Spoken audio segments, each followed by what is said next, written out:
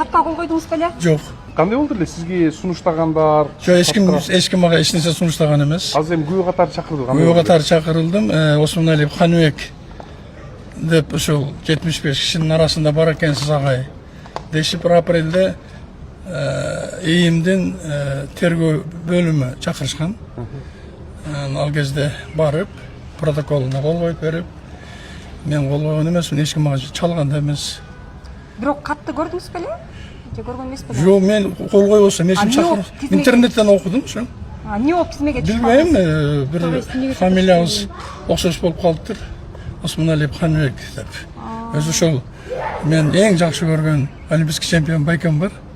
Бирок аны деле койбоду, кабарым жок. Бирок мен азыр күбө катары келип айтып, тиги айыпталуучулар менен бетме-бет көрүшүп айтып чыктым. 1 мүнөткө жеткен жок. 45 секундда бүттү.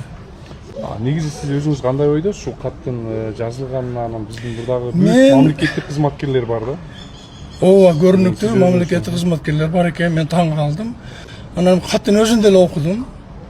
Баягы эле катардагыдай эле каттай кабыл алдым мен. Ичинде кооптоно турган бир маселе бар бекен ошондо? Мен аны көргөн жокмун, айта албайм. Окудум, мен эмне жашырышым керек, окудум. Тем более мени тергөөгө чакырып атса, интернеттен окугам. Эми азыр тергөө деле, сот деле ошо адашылып калган боюнча ошо азыр прокурор суроо бердим, ага. Жооп бердим, мени эч ким чакырган эмес, тиги бешөөнүн көзүнчө.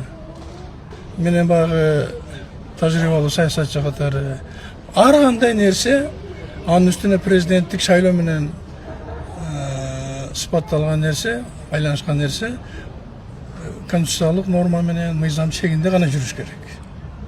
Мен буну ошо түбөрдү айта алам силерге. Анан эми ажиотаж кылып, андай-мындай кылып, бул деле нормалдуу көрүнүш. Бирок баары сот чечет да. Сот чечет, тергөөнүн сапаты кандай болду, ошолордун баардыгы азыр билинет.